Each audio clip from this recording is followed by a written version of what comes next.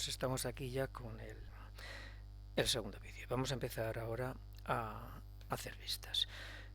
Vamos a empezar con lo que es la proyección de un punto. Proyectar un punto, sí, bueno, pero lo estoy diciendo, pero tengo que definir más cosas, ¿no? Necesito un centro de proyección. Aquí estaría el punto en el espacio y proyecto sobre algo, sobre una superficie. Bueno, esa superficie vamos a tomar un plano de proyección, van a ser superficies planas. Cuando veamos cartografía veremos que no tiene por qué ser siempre planos, ¿no? Pero para nosotros, para dibujo técnico, sí. Entonces, tomaremos un punto en el espacio y proyectar ese punto es unir el centro de proyección con ese punto mediante una recta, un rayo de proyección, y cuando esta recta corte al plano de proyección tendremos aquí la proyección de este punto en el espacio sobre este plano. Unimos el centro de la proyección con el punto mediante una recta y cortamos, intersecamos esa recta, ese rayo con el plano y tenemos aquí la proyección del punto A.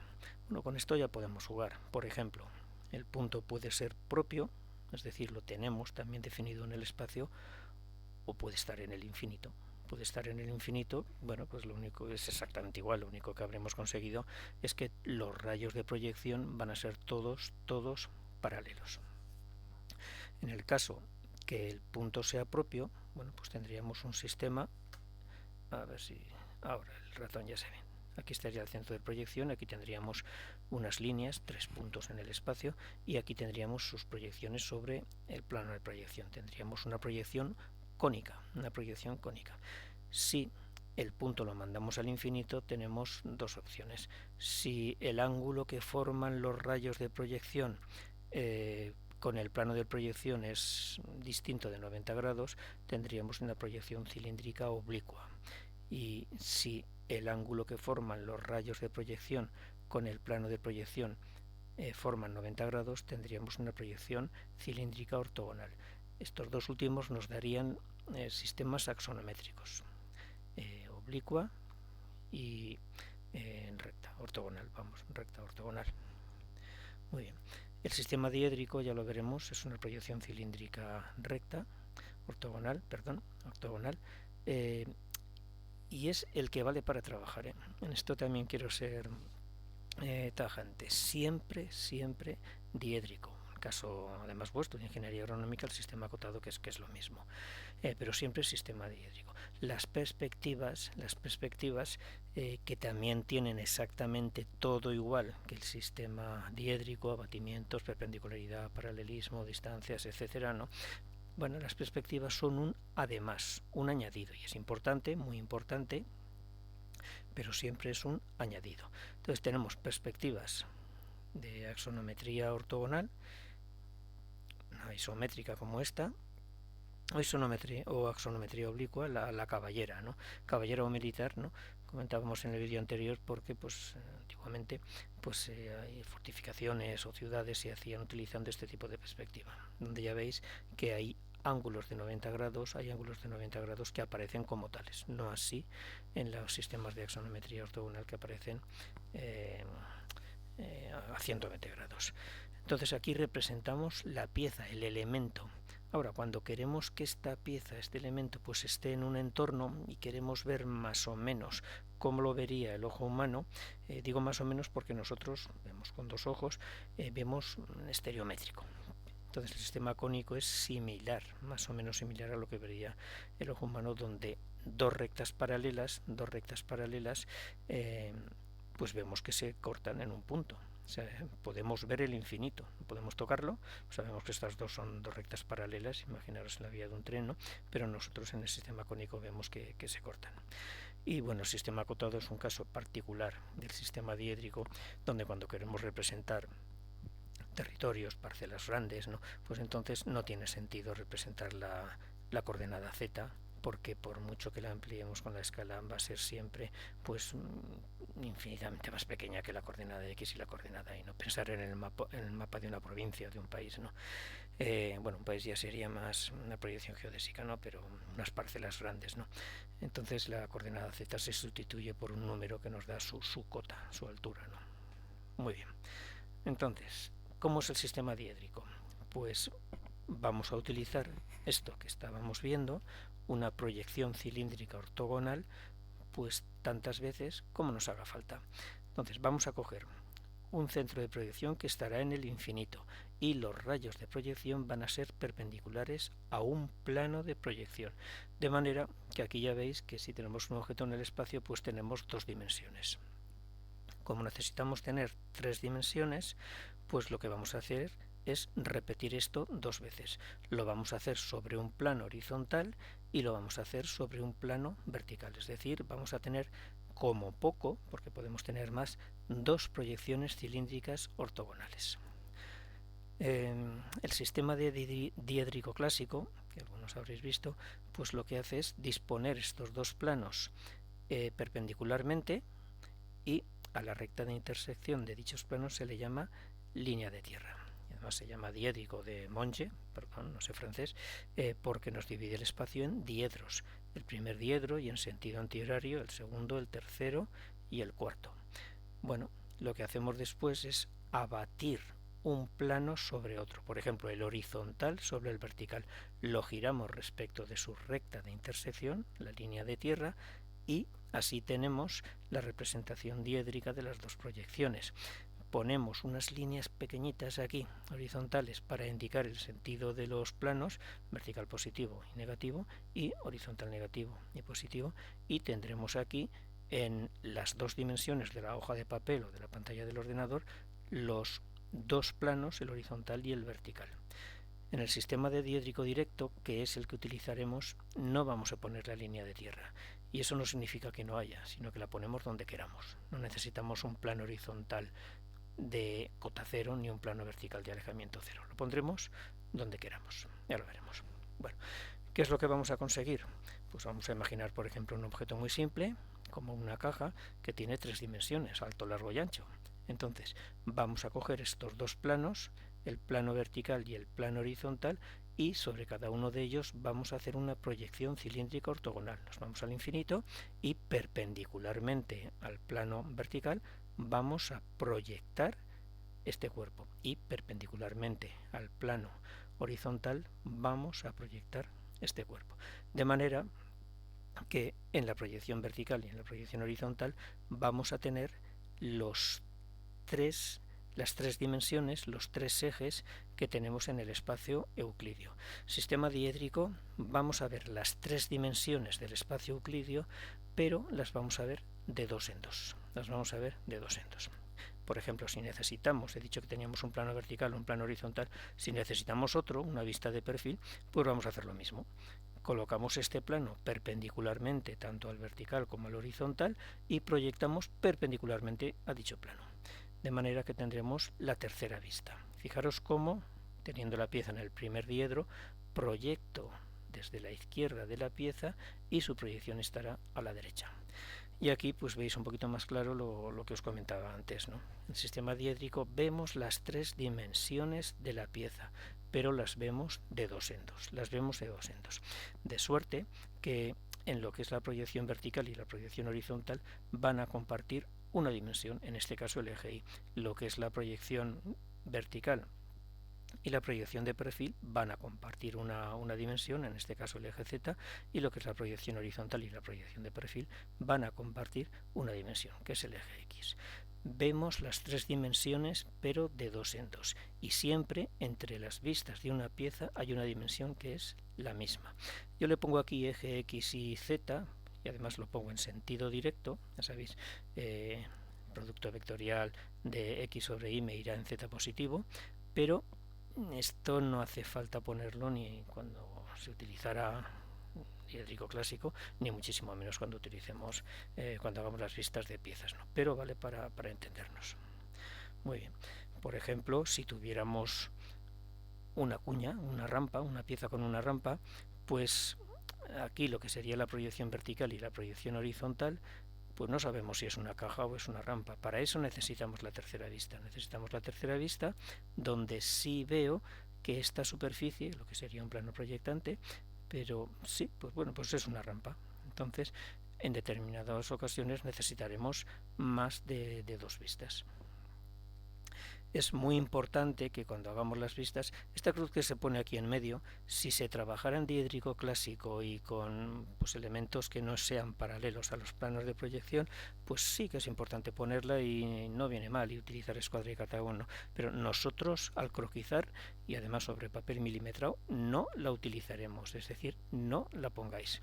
Es muy importante que lo que comparten, como os decía aquí, de 2 a 2 la misma dimensión, por ejemplo el eje Z, al representar una pieza, estas dimensiones tienen que casar, tienen que estar alineadas. Todas las geometrías que tengamos aquí tienen que estar alineadas. Igual en vertical con horizontal, en vertical con el perfil, o si hiciéramos la dimensión, por ejemplo, del eje X, lo que yo llamo aquí el eje X, pues las mismas medidas que tenemos aquí se tienen que reflejar aquí, porque es el mismo eje. Lo que pasa es que lo estamos viendo desde otro punto de vista. Recordad que esto es muy importante, no tenemos tres piezas, tenemos una sola pieza y somos nosotros los que estamos en tres sitios diferentes y por eso tenemos tres vistas, pero solo tenemos una sola pieza. Por eso las medidas en las vistas tienen que casar 2 a 2. Bueno, sistemas de representación de piezas. Nosotros vamos a utilizar este de aquí, lo que es el sistema europeo o del primer diedro, que consiste en esta disposición, ¿no? Tendremos el alzado, que va a ser la vista más importante, y debajo la planta superior. Encima, si hiciera falta, la planta inferior. A la izquierda sería lo que vemos desde la derecha y a la derecha lo que vemos desde la izquierda, el perfil izquierdo. Entonces la disposición del sistema europeo es esta. Se representa porque en el cajetín podéis poner, pues es un cono truncado donde se representa esto como alzado y el perfil derecho y por tanto aparece a la izquierda. A la izquierda del alzado aparece el perfil derecho. Otra forma de ver pues en países anglosajones, ¿no? Estados Unidos y por ahí, es fácil que os lo encontréis en planos, pues en maquinaria, porque bueno, pues Estados Unidos es Japón, me parece que también lo utiliza, ¿no? Gran Bretaña, pues es una potencia industrial y es el sistema americano del tercer diedro, ¿no? Donde las vistas pues se disponen de distinta manera.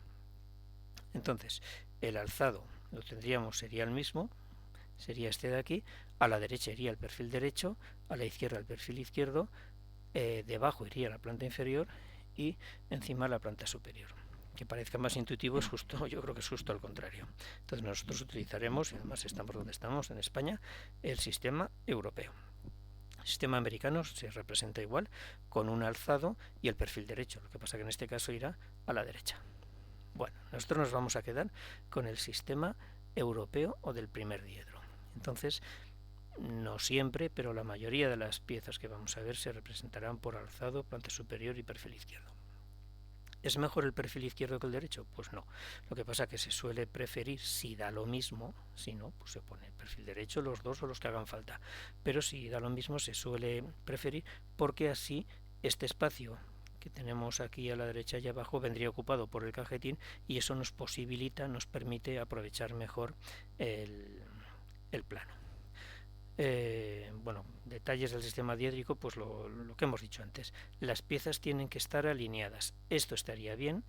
2 a 2 las vistas comparten las mismas dimensiones. Esta dimensión de aquí es la misma que hay aquí. Y esto con el papel en milímetros se ve muy bien. Entonces, esto está bien y esto está mal, porque aquí están fuera de orden. O sea, no casan 2 a 2 las vistas de esa pieza. Entonces, esto es muy importante y siempre, siempre digo lo mismo, que lo que parece más sencillo es justo lo más importante, porque después lo que haremos será mezclar esto que vamos a ver ahora varias veces. Por eso esto tenéis que visualizarlo e interiorizarlo muy bien. Si queremos representar una caja, vamos a hablar de geometrías básicas, lo que se llama el álgebra de volúmenes, ¿no? Pues geometrías, unas primitivas básicas que van a ser una caja, un cilindro y una cuña, o sea, una rampa, ¿no? Pues vamos a ver, ¿cómo representaríamos una caja? Bueno, pues yo no sé si por alzado, planta, alzado, perfil o las tres, pero una caja tiene 3 dimensiones y yo necesito ver esas 3 dimensiones. Cuando digo ver, quiero decir que esas 3 dimensiones tienen que estar representadas por línea continua, vista. porque nunca jamás se puede acotar una línea discontinua, nunca, jamás. Entonces elegiremos el alzado, donde tenemos dos dimensiones, y o bien el perfil o bien la planta. Pero así veremos una caja. La veremos como tres rectángulos. Después elegiremos el alzado del perfil o el alzado y la planta. Eso da igual. Pero las tres vistas de una caja serían estas de aquí. En el caso de dibujar un cilindro, faltarían los ejes, pero un cilindro lo vamos a ver de esta manera. Solo aparecerá en su modo circular, como circunferencia, en una vista. En este caso, la planta, pero puede ser el alzado, el perfil, eso es lo de menos. Solo aparecerá en su modo circular en una vista. Y necesitaré dos dimensiones, que serán su diámetro y su altura. Fijaros cómo dos de las vistas del cilindro son exactamente iguales. Y esto me puede ayudar después para obtener pues, el perfil o en fin, vistas que en principio pues son un poquito más complicadas, pero que básicamente es esto. Un cilindro, ¿no? Un cilindro, medio cilindro. Fijaros también cómo acotar, ya lo veremos cómo y dónde, ¿no? Pero si yo defino el diámetro en su forma circular, ya sé que es una circunferencia, entonces no tengo que poner el símbolo de diámetro. Sin embargo, si acoto su diámetro, porque esto estaría mal acotado en el sentido que las dimensiones solo se acotan una vez, ¿no? Si acoto su diámetro sobre su forma recta, sobre su forma rectangular, no veo aquí que es una circunferencia, entonces sí que estoy obligado a poner el símbolo de diámetro como prefijo de la cantidad, de la cifra. ¿Entendido? Un cilindro. Con dos vistas lo tengo, y en realidad con una sola. Lo tengo ya definido, pero necesitaré, igual que tres dimensiones para una caja, dos dimensiones para un cilindro. Y ahora una cuña donde no sé si es alzado o planta, alzado o perfil, ¿no? Pero yo quiero ver qué es una cuña, quiero ver qué es un plano inclinado. Entonces, en la representación que haga, en este caso sería el perfil, está a la derecha, pues el perfil izquierdo, aparece esa superficie como lo que es inclinada. Y tiene lo mismo que una caja, tres dimensiones. En este caso es importante que al acotar una superficie oblicua, en este caso sería un plano proyectante vertical, pues hay que definir sus extremos, los puntos extremos que definen esa rampa, ya que en esta rampa no tenemos nada. No tenemos nada. Si hubiera algo, pues entonces habría que acotarlo. Pero como no tenemos nada aquí, pues definimos sus extremos. Y en este caso necesitamos igual que una caja. Lo único que en una de las vistas, en este caso el perfil no siempre será así, igual que antes el cilindro, pues en una de las vistas tiene que aparecer la rampa como lo que es, como tal. Muy bien. Entonces vamos a ver, lo primero que hay que hacer cuando elijamos una pieza es elegir la escala. Elegir la escala donde vamos a medir las dimensiones pues en X, en Y, en Z, y llamarlo como queráis los ejes. Pero a ver qué dimensiones nos va a ocupar el plano. Tened en cuenta que hay que acotarlo, Entonces no lo hagáis muy justo en el sentido de que podemos poner cotas a la derecha, a la izquierda, arriba, abajo de cada una de las vistas. Entonces en croquis mejor separarlas un poquito. Tener en cuenta también que esto con AutoCAD, pues bueno, no es un problema porque al final lo podemos acercar manteniendo la alineación, pues hasta que nos convenga, ¿no? Pero cuando croquicemos elegiremos el tamaño, es decir, la escala a la que vamos a dibujar la pieza.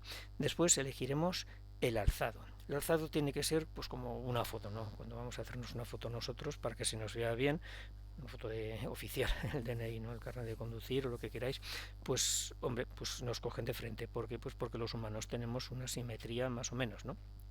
Entonces es bueno que se vea porque se nos reconoce mejor, se nos reconoce más. Pues con las piezas pasa exactamente lo mismo. Que sea la vista que mejor representa la pieza. La simetría es muy, muy importante y lo mismo es importante indicarla. Aunque no las pongamos, que no tenga geometrías ocultas, que no tenga muchas geometrías ocultas y que permita identificar el resto de las vistas, la planta, los perfiles y por ahí, pues sin estudiar. Me refiero, tiene que entrarnos un poquito por los ojos, hay que pagar un impuesto, que es el estudio del sistema diédrico, ¿no? Pero tenemos que poder reconocer la pieza viendo pues todo, pero viento su alzado, ¿no? Que sea una foto buena de la pieza, ¿no? Muy bien. Después, para elegir el resto de vistas, pues os diría lo mismo. Y si hay cilindros o esferas, es decir, si hay circunferencias en las vistas, pues que se vean como tales, sí puede ser, sí puede ser. Y si hay rampas, planos inclinados, planos proyectantes, que se vean como tales, que se vean como lo que son. Y si hubiera planos oblicuos, porque un plano o una rampa en realidad es un plano proyectante, es decir, perpendicular a uno de los planos de proyección. Pero un plano oblicuo pues es más difícil de interpretar, bueno, pues que no sea tan difícil. Es decir, mira, la única regla que absolutamente siempre hay que cumplir es que solo hacemos una pieza. Es decir, que se tiene que entender, no tiene que haber indeterminación. Esto mide tanto, cuánto, no entiendo lo que hay. No, solo hacemos una pieza y no nos tienen que llamar por teléfono para que les expliquemos cómo es. Tiene que estar clarísimo en el plano, tiene que estar clarísimo en el plano. Entonces, pondremos el número de vistas, pues el mínimo necesario. O sea, tiene que estar perfectamente claro y perfectamente definida la pieza, es decir, todas y cada una de las geometrías que tenga, ¿no? Nosotros trabajaremos con cajas, cilindros y rampas y cuñas, ¿no? Aunque, bueno, bastaría que levantáramos el capó de un coche para ver pues, que las piezas en la vida real son un poquito más complicadas. Pero bueno, está bien, ¿no? Está bien. Tiene que haber claridad, tiene que haber limpieza, tiene que haber sencillez y lo que os digo, no tiene que haber indeterminación. No se pueden repetir ni cotas, ni vistas, ni nada, y eso sí, y es muy importante, yo no entiendo una vista que no tenga cotas. En todas las vistas, en todo el plano, cada dimensión se acotará única y exclusivamente una vez. Donde mejor esté, donde mejor se lea, donde más claro esté, pero hay que acotarla solo una vez. Por eso no entiendo una vista sin cotas. ¿Para qué? ¿Se ve mejor? Pues acótalo allí. Vale. Hay geometrías especiales, particulares, que con una sola vista pues ya está definida la pieza, pero bueno, eso es pues extraño, ¿no? Puede ser, por ejemplo, en el caso de un cilindro, donde ya veis con pues el símbolo de diámetro, queda claro que esto no es un rectángulo, sino que es un cilindro, porque aquí me indica un valor de diámetro. Pues esto es una pieza troncoprismática, donde este simbolito de cuadrado nos indica que tanto la base superior como la base inferior son cuadrados cuyo lado viene definido por la acotación. Y bueno, pues un poquito más común en las piezas, sobre todo en chapas, pues como el espesor es muy pequeñito y los perfiles, pues bueno, la planta serían pues un rectangulillo muy pequeñito, pues para ahorrarnos esta vista podemos poner el espesor como una indicación dentro de la vista del alzado. En piezas simétricas, bueno, ya veis aquí que dibujan las líneas ocultas, no lo hagáis. En piezas simétricas ya os digo que se puede hacer, a mí no me lo hagáis, no me lo hagáis. En una de las vistas, para no dibujarla entera, pues se alargan un poquito los ejes de simetría y se ponen dos rayas, o mejor, se alarga un poquito la arista viva que sobrepase el eje y así pues se sobreindica que justo la parte que no se dibuja pues que es simétrica, ¿no? Y esto se lleva hasta el extremo en piezas totalmente simétricas donde se utilizan los dos ejes para hacer lo mismo. A mí no me lo hagáis, ponérmela la pieza entera. Hay determinadas piezas, y claro, piezas hay tantas como personas, ¿no? Infinitas, pues que no es que no sigamos las vistas de proyección diédrica, que es alzado, planta, perfil, ¿no? Pero utilizamos una vista que no ocupa su posición dada por diédrico, ¿no? Entonces lo que hacemos es indicarla con una flecha, fijaros que acaba en una punta fina y llena, y una letra mayúscula que empiece por la A y en orden alfabético. A, B, C, tal. Y entonces lo que vemos desde esta dirección, que también es una proyección cilíndrica ortogonal, lo dibujamos, pero lo identificamos con la letra que identifica la dirección de la visual, la dirección de la proyección. Y si ponéis vista por A, pues aquí, como se pone vista por A, pues mejor. Aquí, por ejemplo, tenéis un caso, repito, esto no está bien, porque están poniendo líneas ocultas. No está bien. Pero bueno, para entendernos, vale. Aquí se ve mejor la utilidad de esta técnica, ¿no? En el sentido de que tenemos una superficie que estaría incluida en un plano proyectante horizontal, ¿no? Es una oblicua, y proyectamos para ver en verdadera dimensión esta superficie y solo dibujamos esa parte, ¿no? Fijaros cómo aquí utilizamos una rotura a mano alzada en línea continua fina y la identificamos, vista por A, mejor que solamente una A, pero vamos, tampoco pasa nada. Y no hace falta dibujar el resto de la pieza que además saldría deformada porque ya la hemos representado en su alzado y su planta. A veces, si dibujamos una pieza a una escala determinada, pues habrá partes que quedan muy pequeñitas y no se justificaría solo por ver eso más grande dibujar la pieza pues a una escala más grande, ¿no? Entonces lo que hacemos es identificarla mejor con una línea de punto raya a punto raya. Yo esto de la línea continua aquí no. Se pone una letra, no hace falta empezar por la A, una letra, y después también en una línea de punto raya, así mejor sería encerrarlo, se identifica aquí este detalle con la letra que lo identifica y a la escala a la que está hecho. Como si queréis ponerlo en paréntesis y si no, pues no pasa nada. Pero identificar la escala a la que está hecho, que será una escala más grande que a la que hemos dibujado el resto de la pieza.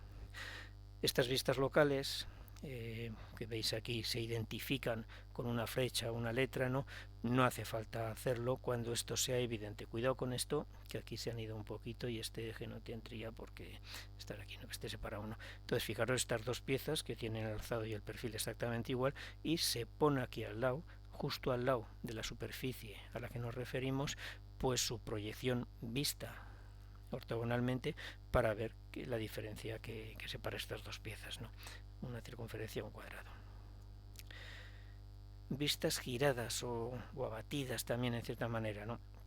Donde, y repito, esto no está bien dibujado porque ha puesto muchas líneas ocultas, no se ponen. Bueno, entonces para mejor definir la pieza, fijaros cómo la planta nos dice sin absolutamente ningún tipo de error, no hay posibilidad de error y nos dice claramente dónde están las diferentes geometrías, dónde están estas plaquitas, estos nervios que nos van a posibilitar pues rigidizar el sistema, ¿no? Lo van a hacer más fuerte, ¿no?